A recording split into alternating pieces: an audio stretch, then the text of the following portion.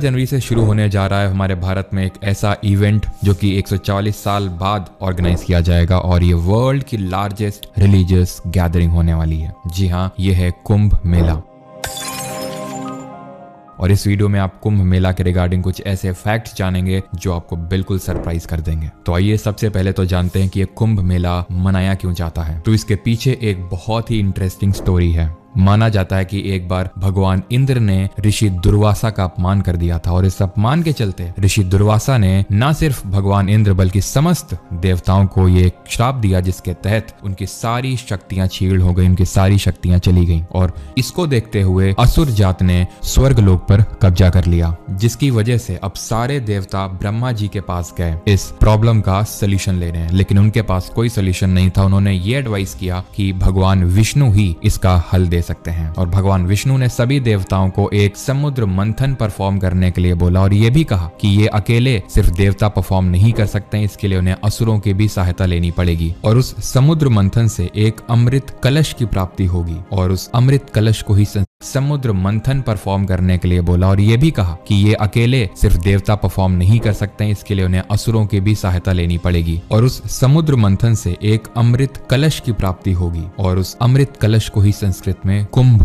बोला जाता है और उस अमृत कलश में जो अमृत होगा उसको पीकर देवता उस श्राप से मुक्त हो सकते हैं। तो सभी देवताओं ने असुरों के साथ एक एग्रीमेंट करके, ये एग्रीमेंट कैसा एग्रीमेंट था कि जो भी अमृत कलश से अमृत प्राप्त होगा उसका आधा अमृत वो देवता उन असुरों को भी दे देंगे। अब ये समुद्र मंथन शुरू होता है कैसे? तो वैसे ही जैसे कि आज हम दूध से क्रीम निकालते हैं, जिसके लिए हमें एक डंडे यानी काइंड ऑफ पोल की जरूरत पड़ती है और एक रस्सी की, जिस टेक्निक से बहुत पहले ऐसा क्रीम निकाला जाता था दूध से। तो यहाँ पर वासुकी जो कि नाग देवता हैं, तो उनको एज अ रोप यूज किया गया और मंदारा का पर्वत उसको पोल के तौर पे यूज किया गया, जो आज भी बिहार में मौजूद है। अब जब ये चर्निंग शुरू होती है यानी समुद्र मंथन शुरू होता है, तो सबसे पहली चीज जो इससे निकलती है वो है हलाहल विष, जिसको कि भगवान शिव ने ग्रहण कर लिया खुद ही, सो दैट कि जो बाकी सृष्टि है उसका विनाश ना हो। और वो उसको पीकर, माना जाता है कि मध्य प्रदेश में एक जगह है बांदा डिस्ट्रिक्ट में, वहां पर हो जाते हैं और काल को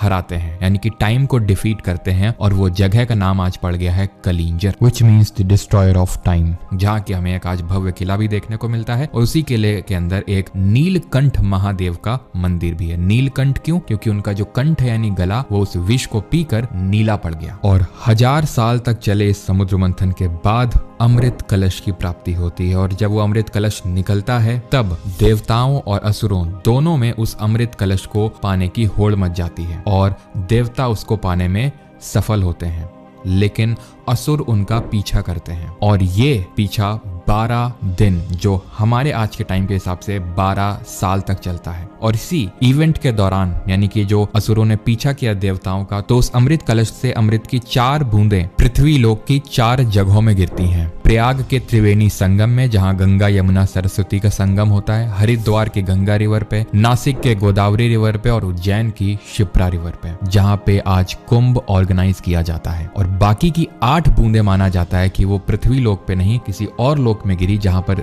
देव उस कुंभ मेला को आज भी अटेंड करते हैं। और इस पूरे समुद्र मंथन को 8th wonder of the world Angkor Wat मंदिर जो कि कंबोडिया में स्थित है उसमें दर्शाया गया है। अब इससे पहले कि हम ये जाने कि क्यों इसको हम 12 साल में ऑर्गेनाइज करते हैं और बाकी की चीजें, आइए पहले इसकी हम स्पिरिचुअल सिग्निफिकेंस को जानते हैं। किसकी? समुद्र मंथन की। तो ये माना जाता है कि अगर हमें इनर पीस चाहिए या फिर जो हर धर्म में एक फाइनल चीज बताई गई है, तो उसके लिए हमें एक स्पिरिचुअल जर्नी को फॉलो करना होता है। आप उसको समुद्र मंथन से कंपेयर कर सकते हैं कि जब वो हम जर्नी शुरू करते हैं तो सबसे पहली चीज हमें वो अमृत नहीं प्राप्त होता है, सबसे पहले तो हमें विष की प्राप्ति होती है, जिनको कि हमें खुद ही ग्रहण करना चाहिए, सो दैट कि इसका इफेक्ट बाकी लोगों पर ना हो। और ये जो चर्निंग है ये हमारे कॉन्शियसनेस के गुड स्पिरिट और बैड स्पिरिट के बीच में होती है और इस चर्निंग के बाद हमें फाइनली अमृत, उस फाइनल चीज की प्राप्ति होती है। और आइए आप जानते हैं कि इसको हम 12 साल में क्यों ऑर्गेनाइज करते हैं। तो यहाँ पर आपको ये फैक्ट पता होना चाहिए कि जो हमारा जुपिटर है,